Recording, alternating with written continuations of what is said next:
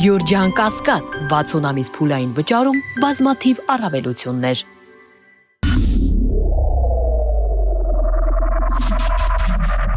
Բարի երեկո, մեծապի եթերում է Արենանը, ես Արթուր Հայրապետյան, այսօր զրուցել եմ քաղաքագետ, քաղաքագիտության դոկտոր Արման Գրիգորյանի հետ, բարի երեկո։ Բարի ձեզ։ Շնորհակալ եմ հրավեր ընդունելու համար։ Շնորհակալություն հրավերի։ Պարոն Գրիգորյան, մենք այնպես չի, որ այժմ ունենք փայլուն հարաբերություններ հայ-ռուսական, հարաբերություններում, ինչ արդյունք է, ինչ դրական փոփոխություն հնարավոր է։ Դժվար է այդ հարցին պատասխանելը, ես վերջին շրջանում հայ-ռուսական հարաբերություններում արկա շատ զգալի տեղաշարժերի հետ, այսինքն խնդիրներ վաղուց կային եւ այդ խնդիրները վաղուց թունավորում էին հայ-ռուսական հարաբերությունները, բայց մի տեսակ երկու կողմն էլ եւ հատկապես ռուսական կողմը աշխատում էր դրանք շատ բացահայտորեն ինչ-որ հակամարտության չվերածել, եթե չհաշվենք, ասենք, Լավրովի, Զախարովայի մի քանի հայտարարություններ նախկինում էպիզոդիկ, բայց Նիկոլ Փաշինյանի Մոսկվա կատարած այցից հետո, երբ նա հանդիպեց Պուտինին, չեմ հիշում երբ էր, մոտ մի 2 ամիս առաջ էր, ինչքան հիշում եմ, մինչև ընտրությունները, ճիշտ ամսացիվը չեմ հիշում։ Այդ հանդիպումից հետո մի տեսակ այս հակամարտությունը բացահայտ դարձավ եւ փոխադարձ պահանջները, դժգոհությունները եւ հավակնությունները մի տեսակ ավելի բացահայտ տեսք ընդունեցին։ Մասնավորապես Ռուսաստանը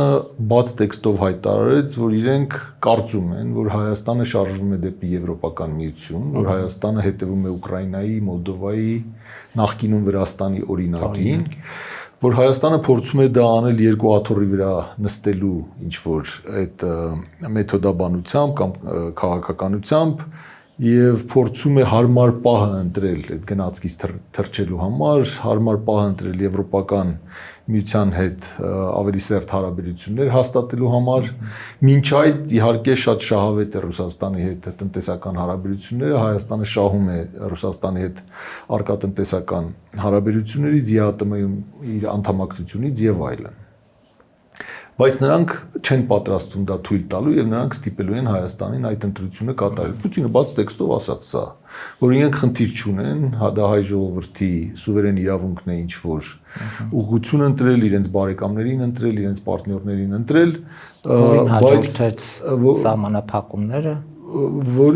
բայց միևնույն ժամանակ Պուտինը հայտարարեց, որ անհամատեղելիություններ կան այդ քաղաքական ուրեմն այդ քաղաքականության եւ ԵԱՏՄ-ում ու հայ-ռուսական հարաբերություններում եղած ստատուս քվոյի միջև եւ Հայաստանը ստիպված է լինելու ընտրություն կատարել։ Դրան հաջորդեցին Մեդվեդևի մի քիչ ավելի կոշտ հայտարարությունները,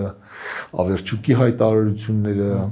մասնավորապես նաեւ տրիպի եւ ԵԱՏՄ-ի ուրեմն կարգավորումների անհամատեղելիության մասին հայտարարությունները, մի բան որ փոխվել է այս ընթացքում, դա ինչպես նշեցիք, ուրեմն սահմանափակումները արդեն ինչ-որ ռուսների այդ սպառնալիքները իրական տեսք են ստացել, որոշակի սահմանափակումներ մտցվել են արդեն հայկական ապրանքները ռուսական շուկա արտահանելու ճանապարհին եւ դրան ի պատասխան Եվրոպական միությունը փորձում է ինչ-որ կոմպենսացնել այն, ինչ Հայաստանը կորցնել, այսինքն այն, ինչ Հայաստանը հավանաբար կորցնելու է ռուսական շուկայում այդ սահմանափակումների պատճառով։ Երևի սա է կոնտեքստը լինելու։ Բայց ամեն դեպքում շոշափելի չի, Եվրոպայի խոստումները այն նրանով, որ ինչ որ ասում է կյանքի է կոչում։ Ես տնտեսագետ չեմ, ճիշտն ասած, ինչ որ մարդիկ երևի պիտի նստեն ճիշտ հաշվարկներ անեն, թե հատկապես ինչն է փակվել Ռուսաստանում, որ ապրանքատեսակներն են, որ մենք չենք կարող այլևս արտահանել Ռուսաստան կամ առայժմ չենք կարող արտահանել Ռուսաստան, եւ դրանցից որ մասն է, որ եվրոպական շուկայում հիմա մենք կարող ենք վաճառել, հետո խնդիրը միայն այդ սահմանափակումները վերացնելը չի, խնդիրը նաև ինչ որ շուկայում մուտք գործելուց առաջ դու այդ շուկան պիտի ուսումնասիրես, այդ շուկայում պիտի ճանաչելի դառնա քո ապրանքները, ճանաչելի պիտի դառնան, որ մասն է իրականում, այսինքն ես չգիտեմ, այսինքն այն ամեն ինչը որ մենք արտահանում էինք Ռուսաստան, հիմա Եվրոպան պատրաստ է ներմուծել Հայաստանից, հետո այդ շուկայում պահանջարկը պիտի ուսումնասիրվի։ Օրինակ Ռուսաստանում վստահ եմ հայկական ալկոհոլի նկատմամբ պահանջարկը որոշակի պահանջարկ կա։ Արդյոք կա նույն պահանջարկը հայկական արտադրության ալկոհոլի նկատմամբ եվրոպական շուկաներում։ Մի խոսքով այդ տեսակ բաներ կան, որ պետք է նստել լուրջ ուսումնասիրել։ Բայց ես մի ուրիշ բանի վրա եմ ուզում կենտրոնանալ հիմա։ Ակնհայտ է, որ Ռուսաստանը փորձում է խոչընդոտել Հայաստանի ստրատեգիական վերակողմնորոշման քաղաքականությունը։ Խնդիրը սրա մասին է, սա հստակ է, սա արդեն երկար ժամանակ Հայաստանի իշխանությունների քաղաքականությունն է։ Երկար ժամանակ սա նրանց իղձն է եղել, բայց իրականում հստակ քաղաքական ուրեմն ուրվագիծ սա ստացավ Ուկրաինայում պատերազմի էսկալացիայից հետո, երբ Հայաստանը բավականին բաց տեքստով խոսում է իր ստրատեգիական կողմնորոշումը փոխելու, նույնիսկ ասենք Արցախի հարցում այդ հայտարարությունները, սա վերագրումներ չեն, սա Հայաստանի իշխանությունների իսկ արտահայտած մտքերն են,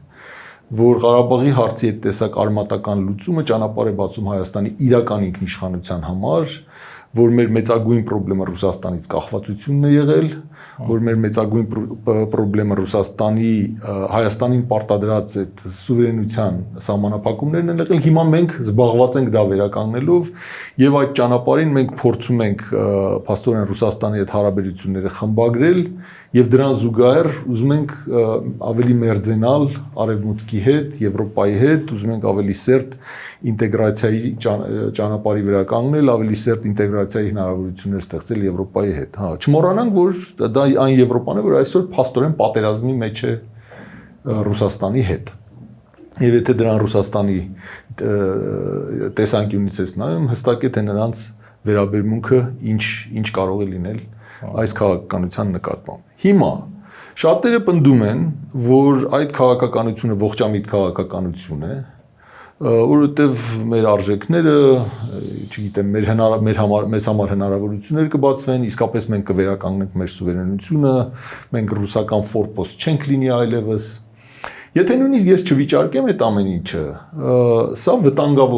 վտանգավոր ընթացք է, ելնելով այն բանից, որ Ռուսաստանը սա համարում է իր էգզիստենցիալ շահերի նկատմամբ սպառնալիք, նախկին խորհրդային տարածքում որևէ ռազմաքաղաքական ներկայություն արևմուտքի նրանք համարում են անհանդուրժելի եւ այդ տարածքի երկրների ինտեգրացիան արևմուտքի հետ նրանք համարում են անհանդուրժելի եւ սպառնալիք։ Հիմա նորից գնահատական չտանք թե դա արդարացված է, թե դա բարոյական կամ իրավական տեսանկյունից արդարացված է, ցավոք, դա իրականություն է, որը մենք չենք կարող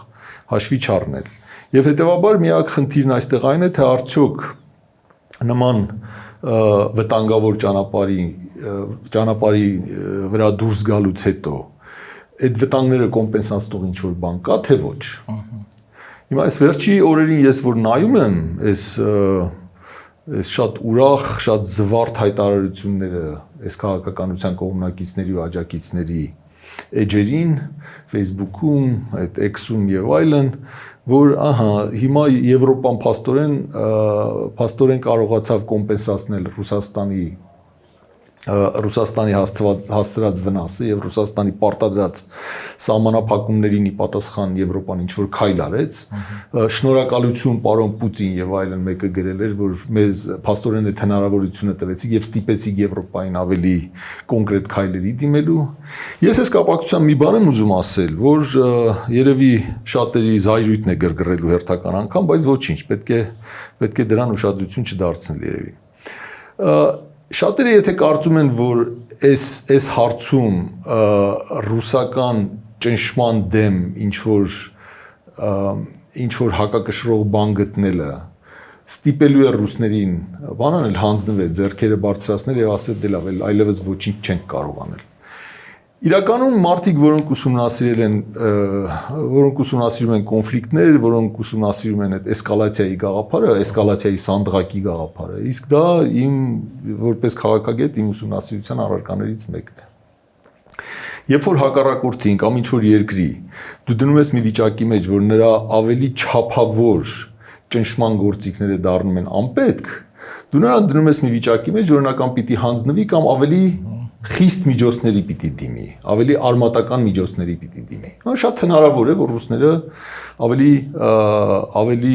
ինչ ասեմ, ավելի խիստ միջոցների չդիմեն եւ համարեն, որ այս խաղը տանուլ են տվել, վերջ Հայաստանի դեմ այլևս նրանք ոչինչ չեն կարող անել, բայց ես վստահ չեմ, որ ճիշտ եզրակացությունը դա է, որ ավելի հավանական ճանապարհը դա է։ Նորից եմ ասում, ռուսները սա էգզիստենցիալ սպառնալիք են համարում եւ պատրաստ էին Ուկրաինայի դեմ այս պատերազմին գնալու, պատրաստ էին Վրաստանի դեմ պատերազմի գնալու։ Հետևաբար համարել, որ ռուսները ուղակի այս եվրոպացիների քայլերից հետո հանձնվելու են եւ ավելի ռադիկալ միջոցների չեն դիմելու, գոնե դա պետք է փաստարկել այն մարդիկ, որոնք նման տեսակետներ են արտահայտում, իսկ ես լուրջ մտավախություն ունեմ, որ այդ էլի եմ ասում, այդ չափավոր ճնշման գործիքները, եթե դառնում են անպետք ռուսների համար, վստահ չեմ, որ նրանց պատասխանը լինելու է ուրեմն հանձնվելը եւ ձեռքերը լվանալը այս ամեն ինչից։ Մի վերջին բան էլ ասեմ այս կապակցությամբ։ Եթե նույնիսկ ձեռքերը լվանալը լինի, ես վստահ չեմ, որ դա էլ Հայաստանի համար շատ անվտանգ ու ցանկալի հեռանկար է, որովհետև մենք դեռ չլուծված խնդիրներ ունենք մեր հարևանների հետ։ Եվ այդ թեկուզ անբավարար շատերի տեսանկյունից ոչ բավարար անվտանգության հովանոցը, որը մեզ տրամադրում է Ռուսաստանը, հայ-ռուսական դաշինքի ու այդ հապկի շրջանակներում։ Ես գիտեմ դրա մասին եղած բոլոր դժգոհությունները, ես ինքս ինչ որ դժգոհություններ ունեմ այդ դաշինքի որակից եւ այլն, բայց այդ անվտանգության համակարգից ընդհանրապես դուրս գալը եւ դա ոչինչով չփոխարինելը մեզ դարձնելու է ավելի խոցելի մեր հարևանների հավակնությունների նկատմամբ։ Իսկ որ Եվրոպան անվտանգության հարցում եթե այս տնտեսական հարցերում ինչ-որ բան կոմպենսացրել է, հա, ակնկալել, որ անվտանգության հարցերում են նրանք ինչ-որ բան կոմպենսացնելու, որ նրանք փոխարինելու են այդ անվտանգության համակարգը, որ մեզ երաշխիքներ են տալու, դա իմ կարծիքով հեքիաթների ժանրից է։ Պարոն Գրիգորյան, Հայաստանում տեղի ունեցավ խորհրդարանական ընտրություններ եւ այն ինչ որ դուք քիչ առաջ ասեցիք, Պուտինը այնուամենայնիվ Նիկոլ Փաշինյանին շնորհավորեց։ Էլի մարդիկ Facebook-յան տիրույթում եւ այլն, ասում են, տեսեք, ընտրությունները Հայաստանում այնուամենայնիվ ապօրինի ընտրախախտումներով եւ հնարավոր բոլոր միջոցներով ի օգուտ իշխանությանը եղավ եւ կամ էլ Պուտինը չի ուզում այլևս Նիկոլ Փաշինյանը լինի վարչապետ, որ շնորհավորեց, բայց 3 չառաջի օրը, շաբաթ օրը ամսի 4-ին Սահմանադրական դատարանը կենտրոնական ընտրական հանձնաժողովի որոշումը թողեց նույնը, իսկ նա ինչ որ տեղի է ունեցել օրինականության դաշտում։ Սահմանադրական դատարանի որոշումից հետո հնարավոր է Պուտինը շնորհավորի, թե դա ընդհանուր արտաքին քաղաքականության հատկապես որևէ նշանակություն չունի, հա, Պուտինը կշնորհավորի, չի շնորհավորի, դա մեր տեղական, այսպես ասած, խոսակցության մակարդակում է ավելի կարևորվում։ Չեմ կարծում, որ Սահմանադրական դատարանի որոշումը ինչ որ վճռական բան է Պուտինի համար, որ նա որոշել է շնորհավորել, բայց հիմա ինչ պիտի անի, եթե Սահմանադրական դատարանը որոշում է կայացրել, նա այլևս չի կարող որևէ լեգիտիմ պատճառաբանություն մեջտեղ բերել Փաշինյանի վերընտրությունը կամ ԿՊ-ի վերընտրությունը չճանաչելու, չշնորհավորելու համար։ Ընդհանրապես սա միշտ այդպես է եղել տասնամյակներ շարունակ, սառը պատերազմի տրամաբանությունը այդպիսին էր, որ ինչ որ երկրներում, ինչ որ երրորդ երկրներում Արևմուտքն ու Սովետական միությունը, Խորհրդային միությունը, երբ որ մրցակիցներ էին, երբ որ հակոտնյա շահեր ունեին, նրանք պաշտպանում էին տարբեր ճամբարների, երբ ինչ որ դեպքերում դեմոկրատական ընտրությունները Սովետական միության օգտին էին, իսկ այդպիսի դեպքեր եղել են, Արևմուտքը չի խորշել դրանք սաբոտաժ անելուց, դրանք չճանաչելուց, դրանց այլև այլ պիտակներ կպցնելուց եւ հակառակը ինչ այլոց։ Եղել են դեպքեր, շատ են եղել դեպքեր, երբ դեմոկրատական կամքը այս կամ այն հասարակության եղել է Արևմուտքի օգտին, Խորհրդային միության դեմ եւ Խորհրդային միությունը չի խորշել ընդհանուր միջև բիրտ ուժ կիրառելուց չի խորշել, հիշենք թեկուզ Չեխոսլովակիայի դեպքը 68 թվականի։ Հիմա մենք ինչ որ մի բան կար, մի ժամանակաշրջան սառը պատերազմի ավարտից հետո, երբ մենք այդ պատրանք ունեինք, որ մենք նոր աշխարհ ենք թևակողել, այդ հին մրցակցությունը, հին, այսպես կոչված ճակերտներն այդ ռեալիստների պաշտպանած մոդելը կամ նրանց ջատագոված մոդելը այլևս կիրառվի չի միջազգային հարաբերությունները հասկանալու համար։ Ինձ թվում է մենք հիմա տեսնում ենք, որ դա ինչ որ կամ կարճ մի ընթացք էր, որ նման մրցակցություն չկար, որ երկրների միջև ինչ որ կոնսենսուս կար որոշ նորմերի, որոշ հարցերի շուրջ, բայց դա ընդհանրապես մի իրավիճակ էր, երբ սառը պատերազմի ավարտից հետո գոյություն ուներ շատ հստակ ուժերի հիերարխիա, երբ արևմուտքը ձիու վրա էր, երբ արևմուտքին դիմադրելը հնարավոր չէր, արևմտյան ուրեմն ազդեցության տարածումը շատ ցանկալի էր, ասենք շատ ու շատ երկրների համար, այս մեր տարածաշրջանում, արևելյան Եվրոպայում եւ այլն, եւ դրան հակադրելու բան չուներ Ռուսաստանը, հնարավորություն չուներ, բայց հիմա մենք նորից վերադարձել ենք մոտավորապես այդ սառը պատերազմի դրամաբանությանը, եւ Ռուսաստանը արդեն երկար ժամանակ կարողանում է նման քայլերին դիմադրել, փորձում է նման քայլերին դիմադրել, միևնույն ժամանակ արևմուտքը նույնպես հանել է դիմակը եւ բազմաթիվ դեպքերում, երբ ընտրությունները իրենց օգտին չեն, կամ երբ ընտրությունները իրենց օգտին են, բայց այդ ընտրված իշխանությունները այլև այլ մեքենայություններ են արել, խախտումներ են արել, նրանք պատրաստ են աչքերը փակելու այդ ամեն ինչի դեմ։ Ինչը որ տեղի ունեցավ։ Եվ ասենք այդ ներքին քաղաքական հարցերը, ժողովրդավարության հարցերը, մարդու իրավունքների հարցերը, այդ ամեն ինչը մաս է կազմում աշխարհաքաղաքական մրցակցության, այդ կոնտեքստից դուրս դա տեսնել հնարավոր չի։ Հիմա այնինչ տեղի ունեցավ Հայաստանում, ընդհանրապես այդ երևույթի շատ սուր դրսևորումներ, մինչև այս վերջին իրադարձությունը այդ տեսակ բան չէր եղել, Պուտինը միշտ շնորհավորել է, նույնիսկ 21 թվականին շնորհավորեց, չնայած ենթադրաբար իր սրտով չէր Փաշինյանի իշխանությունը, չնայած այդտեղ տարբեր կարծիքներ կան 21 թվականի ընտրությունների հետ կապված, բայց հստակ է, որ այս պարագայում մենք գործ ունենք շատ խիստ աշխարհաքաղաքական բաժանման հետ եւ Պուտինի շնորհավորելը կապված է հենց այդ քիչ առաջ մեր քննարկած իրադարձությունների եւ գործընթացների հետ։ Սա ինչ որ ճնշման մի հերթական լծակ ներողություն լծակ է Հայաստանի վրա եւ Ռուսաստանի կողմից Հայաստանի այդ ստրատեգիական օրիենտացիան փոխելու քաղաքականության դեմ արտահայտված ինչ որ վերաբերմունք։ Եվ պարոն Գրիգորյան,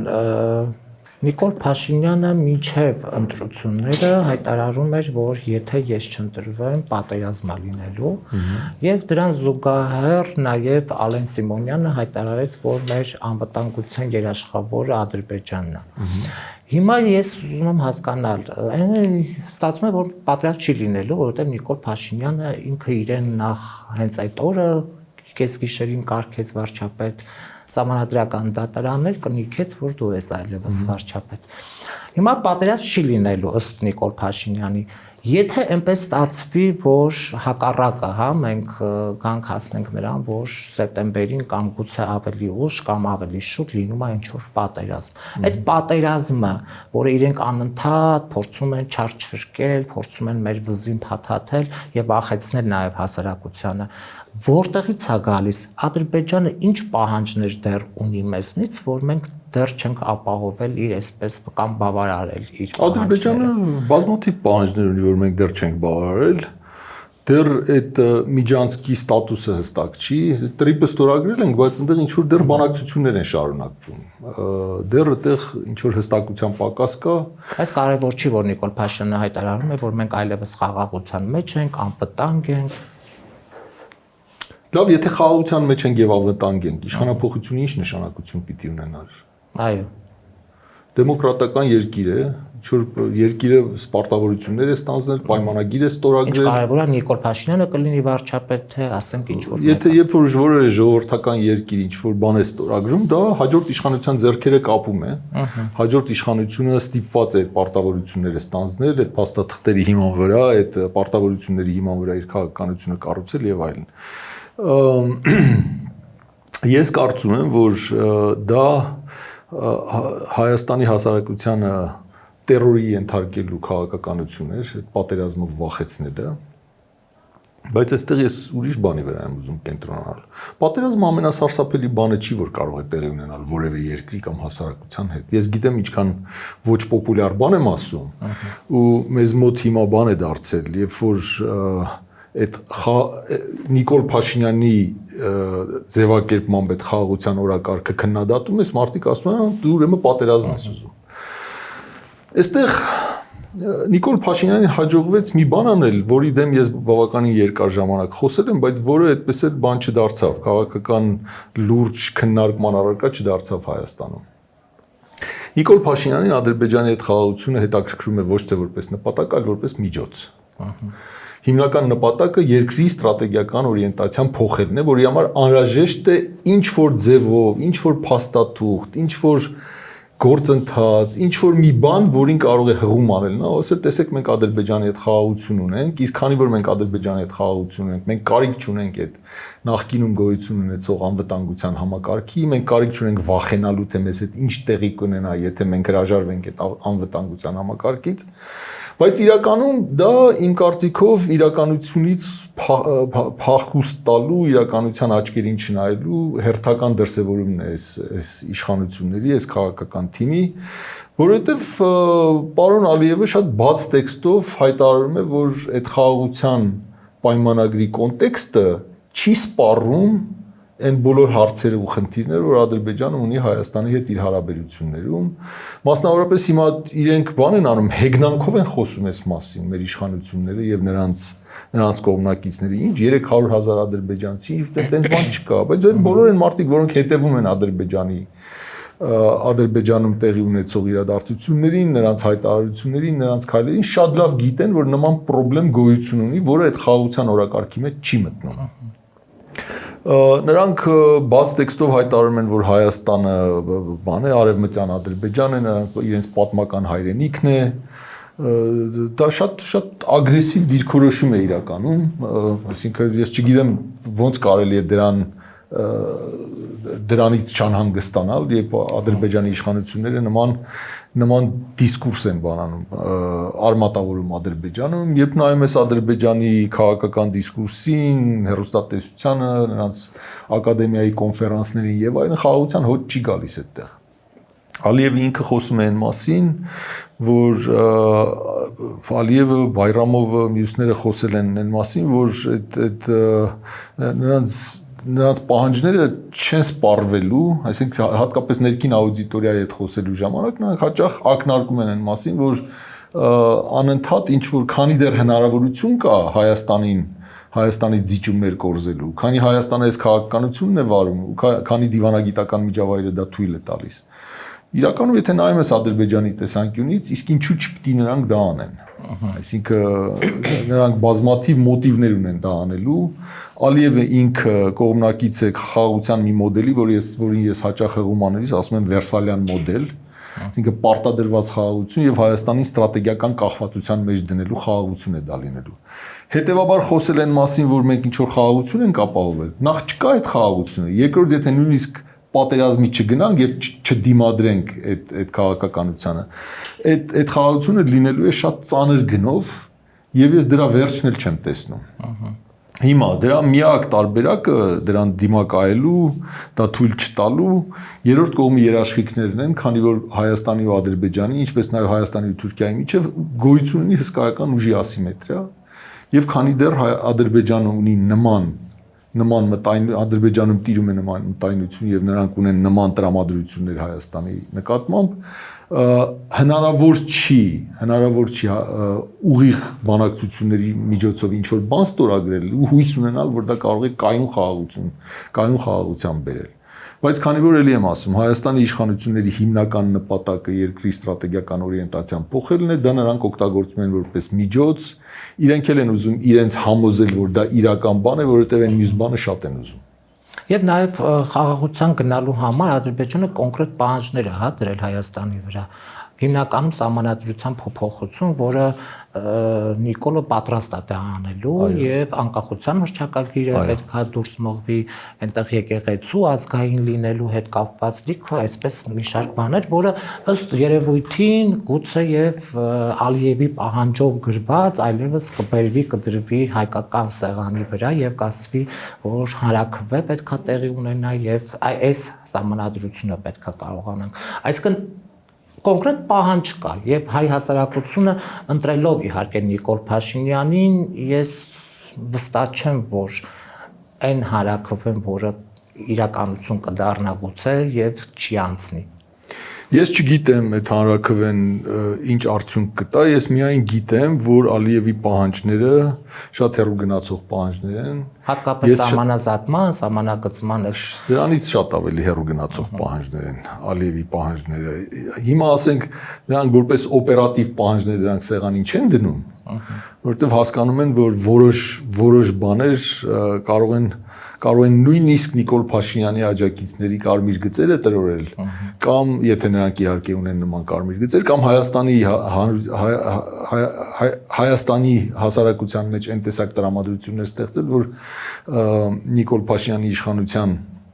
իշխանության դեմ իրական մոբիլիզացիա կարող է ձևավորվել այդ պարագայում։ Օրինակ մի քանի տարի առաջ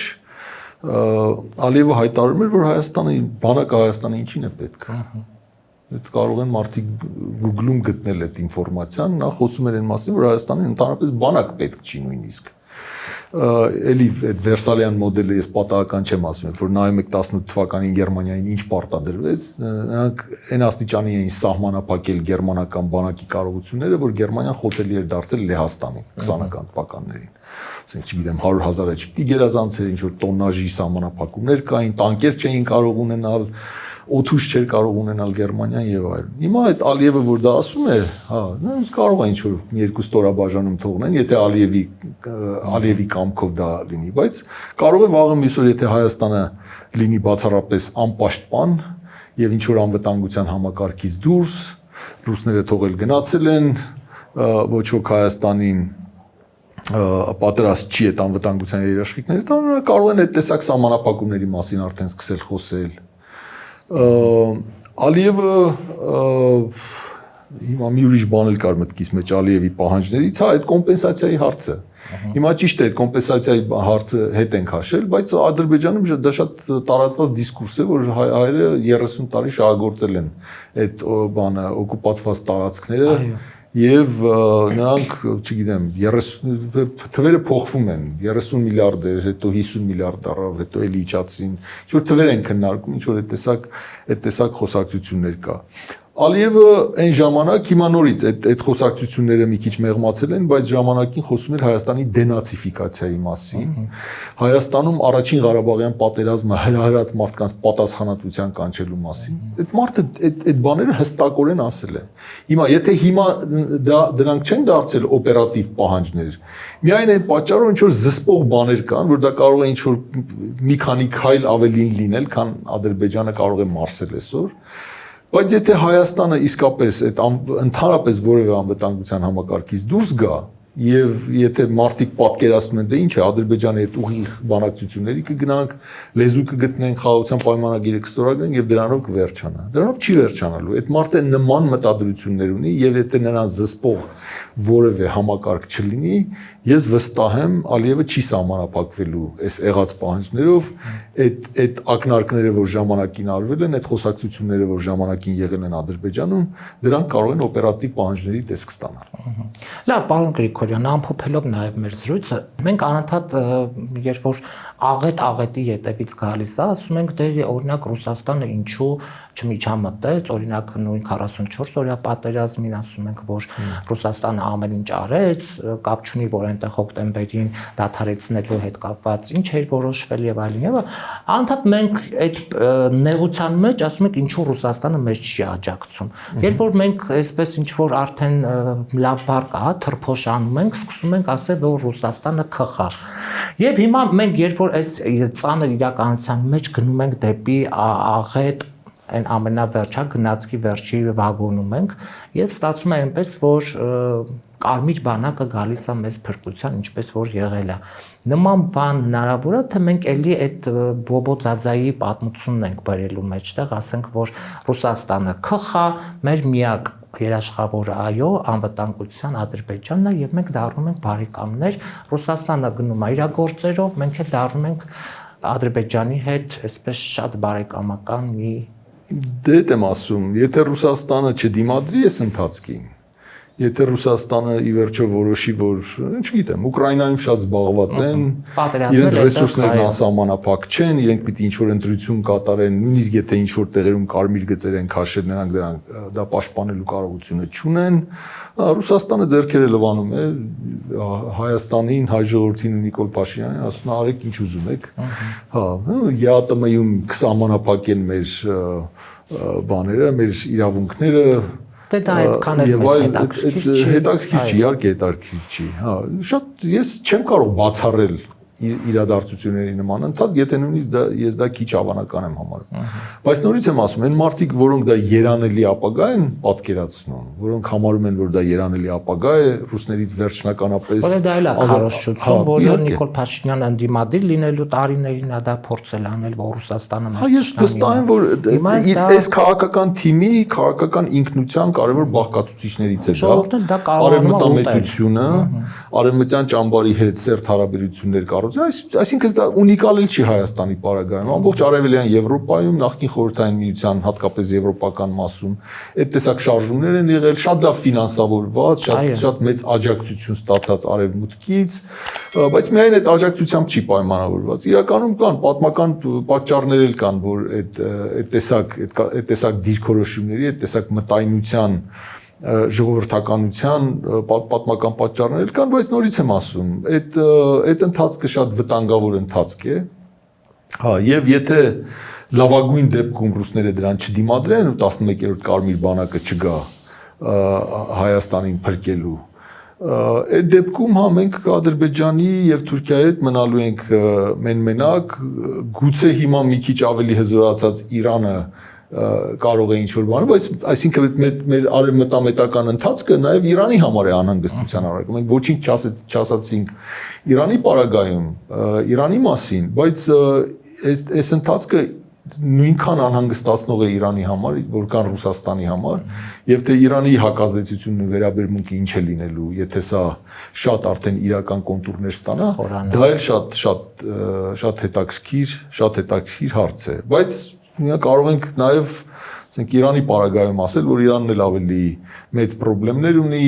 Միացյալ Նահանգների ու Իսրայելի հետ իր ճշնամությունը դեռ շուտ չի ավարտվելու, եթե նույնիսկ ինչ-որ բան ստորագրեն հիմա, դա ինչ-որ շարունակական խնդիր է լինելու եւ Իրանը չի կարող այդ տեսակ ստրատեգիական պարտավորություններ ստանձնել ինչ-որ կոպիտ միջամտել Կովկասում այդ կովկասյան երկրների գործերին կամ նրանց հակամարտություններին, ելի եմ ասում, դրանք այդ լավագույն տարբերակներն են արևմտամետների պատկերացրած, որի պարագայում մենք մենակ ենք մնալու Ադրբեջանի ու Թուրքիայի դեմ։ Եվ եթե մարդիկ կարծում են, որ ինչ-որ թուղթ ստորագրելը բավարար զսպող գործոն է լինելու Ադրբեջանի ու Թուրքիայի հավակնությունների, հատկապես Ադրբեջանի հավակնությունների, ինչպես ամերիկացիք են այս նման դեպքերում ասում, ես մի լավ կամուրջ ունեմ վաճառքի նրանց համար։ Հաղթանակ կամուրջը վաճառում եմ։ Շնորհակալ եմ զրույցի համար։ Ես էլ եմ շնորհակալ։ Կհանդիպենք։